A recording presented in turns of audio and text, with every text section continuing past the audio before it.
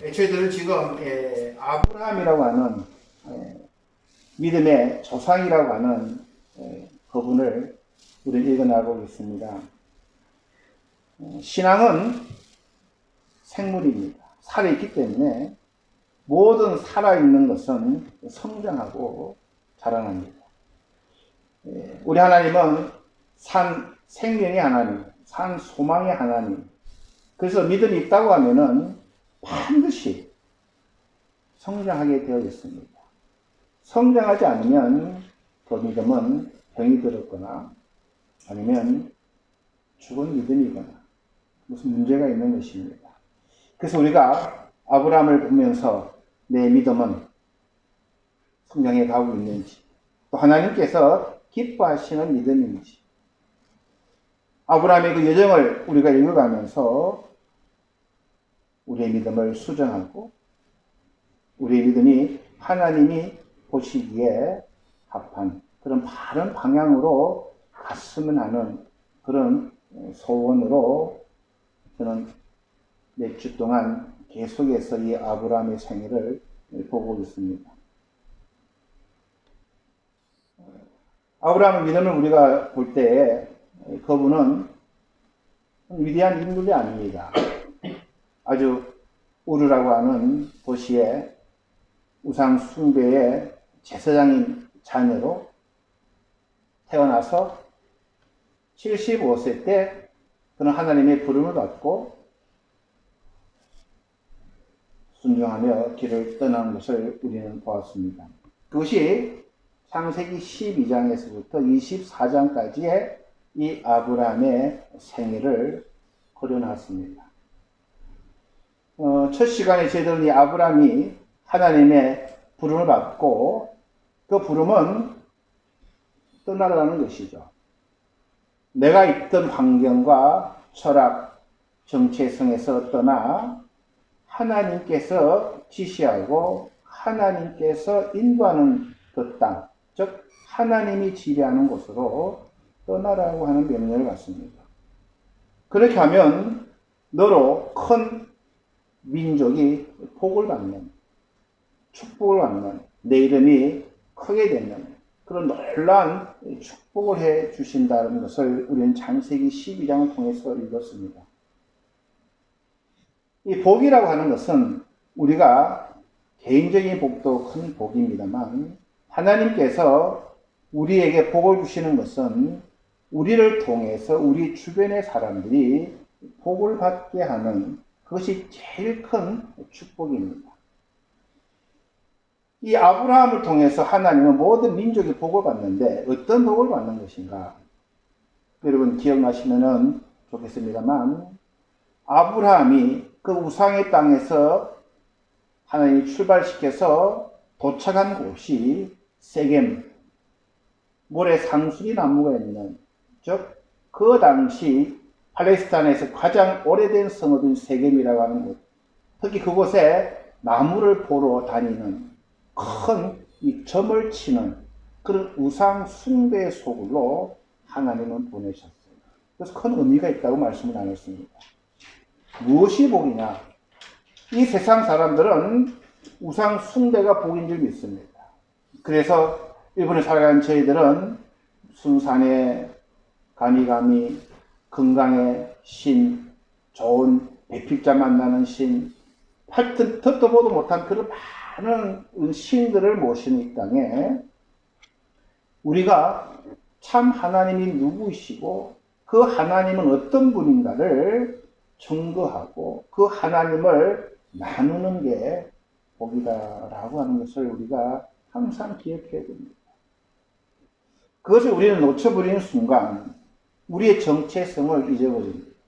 우리는 계속 복이란 이 세상 사람들이 많이 누리고 잘 먹고 잘 사는 게 복이다 라고 하는 것에 속고 살아갑니다. 그것은 이 세상 사람들이 섬기는 우상 숭배, 우상의 그런 가짜 신들입니다.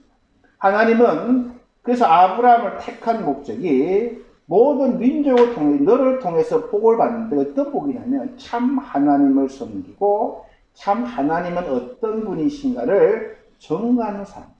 그게 이 아브라함에게 한 복이라는 것을 우리가 딱 기둥을 세워야 됩니다. 나를 통해서 하나님의 복을 받고 싶다. 내가 어떻게 살아야 될 것인가. 세상의 빛과 소금으로 살아가는 것이요. 세상에서 구별되게 살아가는 것이요. 세상에서 하나님을 찬양하며 감사하며 살아가는 것. 그것이 이 복이라는 것을 우리가 계속 묵상을 해야 됩니다. 그렇지 않으면 우리는 속아는 것 같아요. 저쪽에 뭐가 잘 된다더라, 뭘 많이 벌었다더라, 자식이 잘 된다 하더라 하면은 그게 솔깃해서 복을 잊어버리는 겁니다. 그리고 나서 이 아브라함은 세상에 구원하는 첫 걸음인데 이 말씀을 따라가는 그런 것이 이 아브라함에게 볼 수 있습니다. 갈 길을 알지 못하고 어디에 가는지 알지 못하지만 하나님께서 지시한 땅으로 가라. 조건이 없는 거예요. 저 땅은 내가 마음에 안 드는데요. 저기 가면 뭐 주실 건데요. 저 땅에 내 도와줄 사람이 있습니까? 그런 거 묻지가 않습니다. 말씀 따라가는 겁니다. 우리는 어떻습니까? 어디 가면 은혜 된다더라 하면 또 쫓아가고. 그래서 우리가 이 복이라는 개념을 정확하게 해야 됩니다. 말씀을 따라가는. 비록 보이지는 않고 잡히는 건 없어도 하나님 말씀이 말세에 우리가 살아가는. 그래서 아브라함은 말씀을 따라 가고 가는 곳곳마다 그는 주의 이름을 제단을 쌓았다라고 이야기합니다. 여러분 예배 드리는 목적이 뭡니까? 왜 드립니까?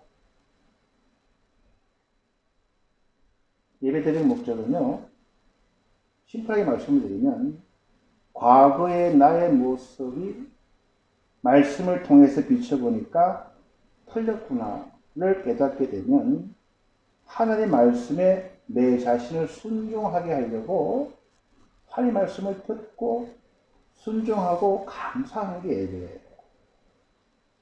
그게 없어요. 우리는 그래서 예배를 보러 와요. 뭐 즐거워야 되고 기분이 좋아야 되고 자기는 변함이 하나도 없어요. 영화관에 와서 영화 보는 거예요.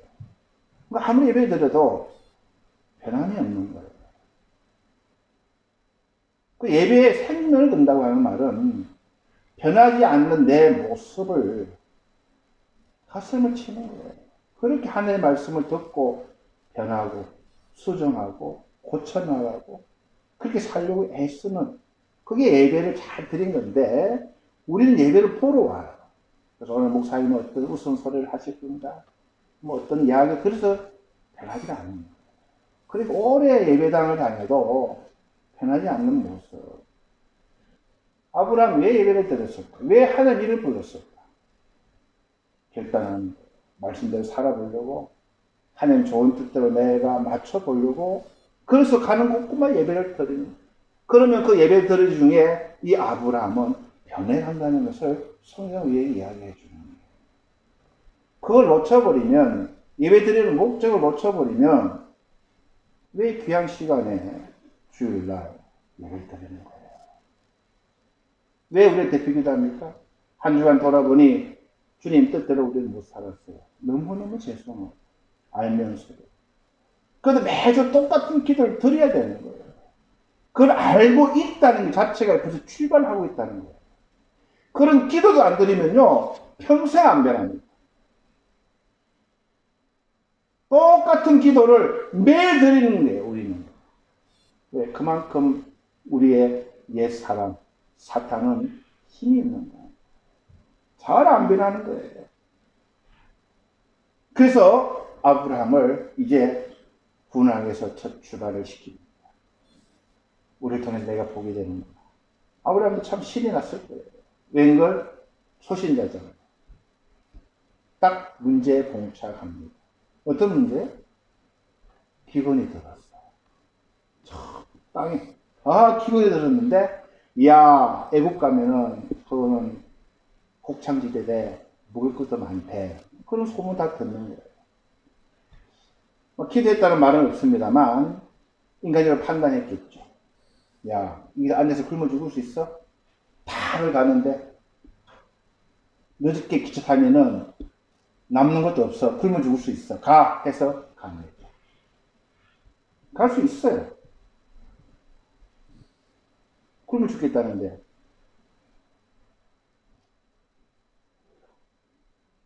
두려움이 온 거예요. 하나님을 바라보던 믿음이 이제 세상 것을 바라보다 보니까 아이고 하나님 누가 밥 먹이 주냐냐? 아이 그런 말도 들리고 제가 저번주에 설교했잖아요. 그러니까 기가 속이 돼서 두려움 때문에 하나님을 의지 못하고 세상을 추구해 갑니다. 근데 또 보니까 자기 부인이 예쁘거든요. 바로 왕의 눈에 신하들의 걸리는 거. 이야 당신 누구냐고요. 딱 생각해보니까 아이고 내 마누라 하면은 나도 죽고 마누라 뺏기 생겼어. 그래서 거짓말을 합니다. 내 누이라고. 그게 바로 왕의 귀에 들어가니까 아이고 잘됐다 하면서 왕궁으로 모셔드리네요. 그러면서 아브라함도 목숨도 건지고 그냥 왕의 이제 사위가 된 거죠. 사위인가요? 왕의 뭐가 됩니까? 이제 집안이 되다 보니까 많은 것도 거기 돼요. 여기서 우리가 함정이 있다고 했습니다. 주님을 믿었어요. 근데 거짓말하고 세상 깨를 짰는데 물질을 축복을 주시네. 소신자는 그럴 수 있어요. 아브라함이기 때문에 이것은 우리들에게 큰 하나님의 그림을 보여줍니다. 우리도 그냥 예수 믿었으니까 이제 천국은 그냥 따놓은 당상이요. 적당히 아브라함도 거짓말 해가지고 돈 벌었으니 이렇게 읽는 분들이 참 많습니다. 그럼 하나님 말씀이 아니에요. 하나님이 그렇게 하라고 이 말씀 주신 게 아니고 너희들도 그런 유혹에 빠질 수 있으니까 그렇게 빠지지 말라고 하는 말씀을 우리가 이 말씀을 받아야 된다는 거예요. 두려움 때문에. 하나님 믿어도 세상은 만만치가 않거든요. 먹고 사는 게 만만치가 않아요. 그 옛날에 자기의 생각, 자기의 깨를 부리는데 잘 됐다는 거예요. 주저앉을 수도 있었어요. 근데 하나님은 그래 안 하셨다는 거예요. 그게 하나님의 은혜인 거. 우리 한 사람 한 사람을 이렇게 우리가 말은 안 해도 내 살아온 과거를 쭉 보면 그런 하나님의 은혜가 있었다는 거예요. 내가 너무나 하나님 앞에 부족하고 너무나 많은 죄를 졌는데 하나님을 사랑하셨다는 거예요. 그리고 이 자리에 앉혀놓으셨다는 거예요. 그래서 아브라함 거기서 얻은 것과 잃은 것을 알게 됩니다. 세상적인 살만큼은 됐지만 신앙은 잃어버렸다는 것을 깨닫게 됩니다. 그래서 그걸 다시 한번 다짐하잖아요. 이런 나와 같은 어리석은 나도 주님은 버리지 않고 함께 해주시는구나. 나를 고치려고 그 주님은 나를 기억해 해주시는구나. 어떤 분들은요, 어려움 속에 이 하나님의 이 어들을 잊어버릴 사람이 너무나 많습니다. 잘 되게 해주면 저는 조심하라고 말하고 싶어요. 굉장히 위험한 겁니다. 그리고 어려울 때도 거기에서 하나님의 어들을 우리가 놓쳐버리면요, 그건 아무것도 아닌 거예요. 어려울 때 왜 나에게 어려움을 통해서 주님은 나에게 무엇을 하시구나.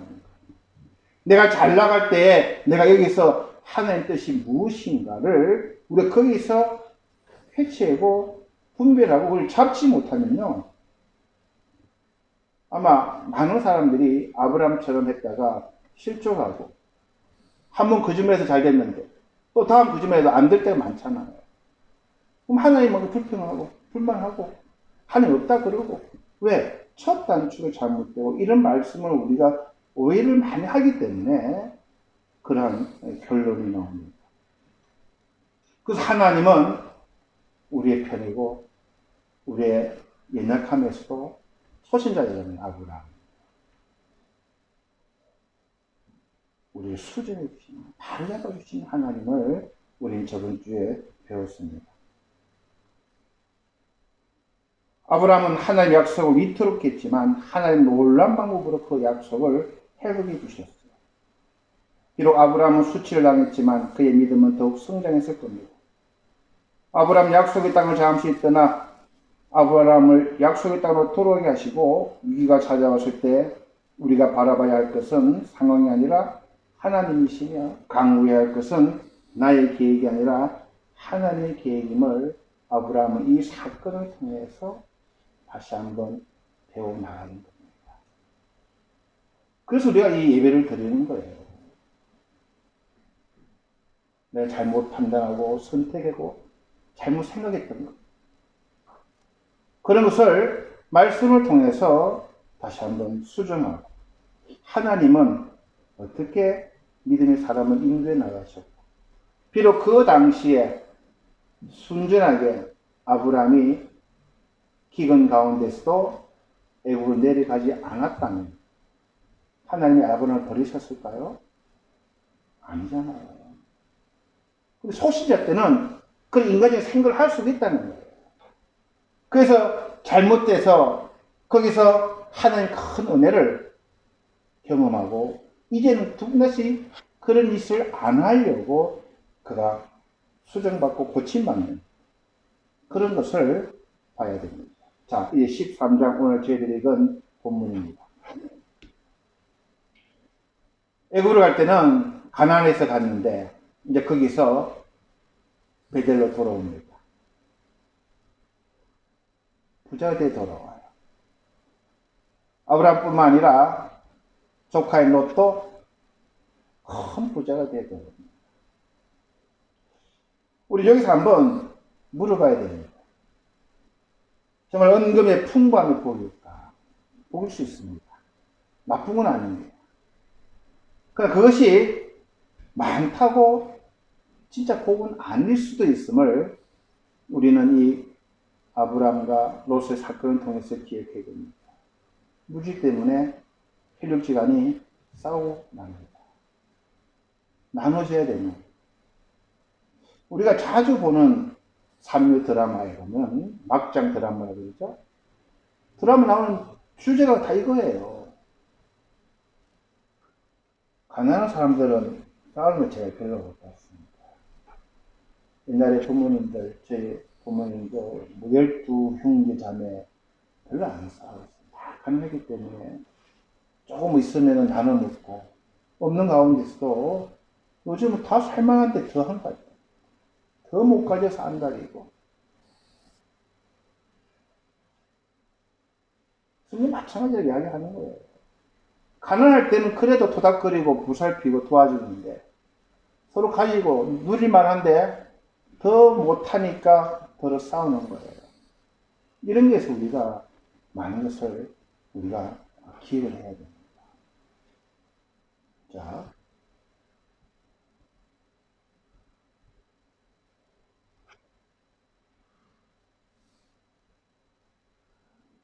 재산이 많은 것 자체 나쁜 것은 아니지만 그러나 재산이 많은 것이 반드시 축복이요 하나님의 복은 아님을 우리가 기억해야 됩니다.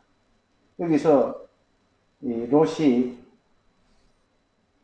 성경에 보면요 기가 막힌 이 말씀이 나옵니다.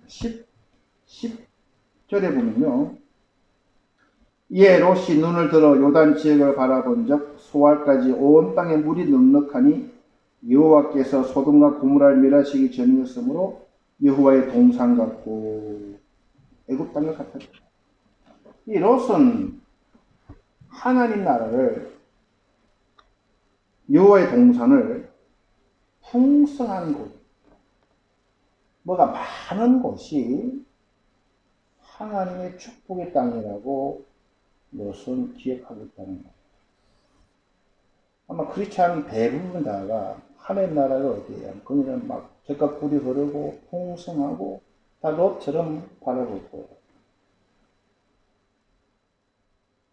상은 그렇지 않아요? 롯이 보니까 에덴 동산 같대. 그 땅이 죄악이 악함이 팽배하고 그것이 어떤 사탄이 큰 함정파고 기다리지도 모르고 눈에 보이니 그냥 가면 살만하고 저거 땅이 그냥 흐르고 물도 많고 그냥 목축을 하면 양들이 그냥 풍성히 먹고, 그러니까 광야 생활했던 이스라엘 백성들이 계속 뭐라 그럽니까? 애굽으로 가자는 거예요. 그곳 가면 먹고 살만하다는 거예요. 저도 말씀을 안 읽었으면 하나님 나라는 이런 땅이 아니었을까. 믿음은 복 받고 그냥 병 낫고 그냥 잘 되고 삼박자 축복을 해가지고 범사에 잘 되고 감도나고, 롯이 그걸 택했다는 거예요.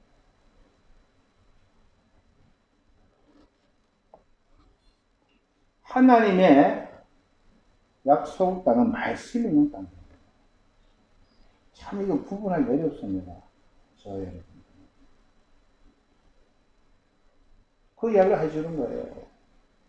비록 그 땅은 척박하고 그 땅은 사람들 보기에 택하지 않는 땅. 그 예수님이 처음으로 가라는 거예요. 예수님께서. 많은 사람들이 그걸 택하지 않는다는 거예요. 사람들은 넓은 땅, 큰 대로, 그런 곳은 많은 사람들이 에덴 땅과 같은 하나님의 축복의 땅과 같이 그렇게 보이기 때문에 편한 길로 가지만, 예수님은 좁은 길로 가라는 거예요.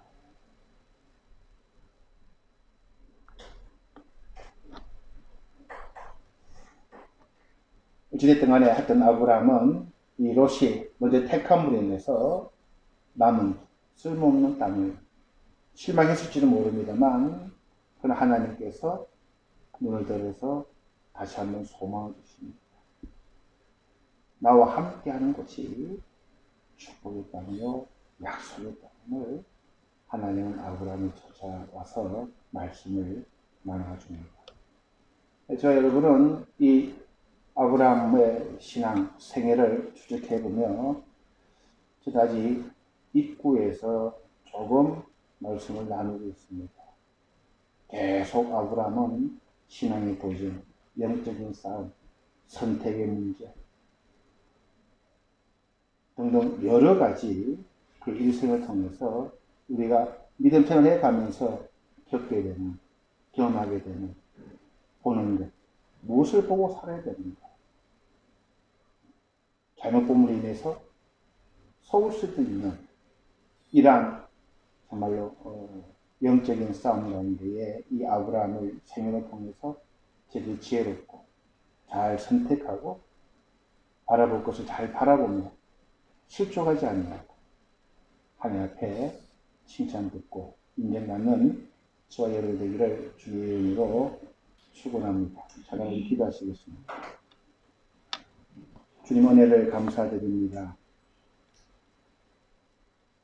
믿음의 조상 아브라함을 더듬어가며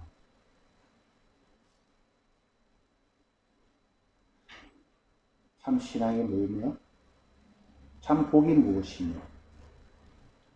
우리가 이 귀한 복을 소유하며 걸어가는 그 신앙의 여정 가운데에 저들이 실족하기 쉬운 그러한 것들이 무엇인지 하나님은 이정표를 꼼꼼하게 우리들에게 제시해 놓으셨습니다.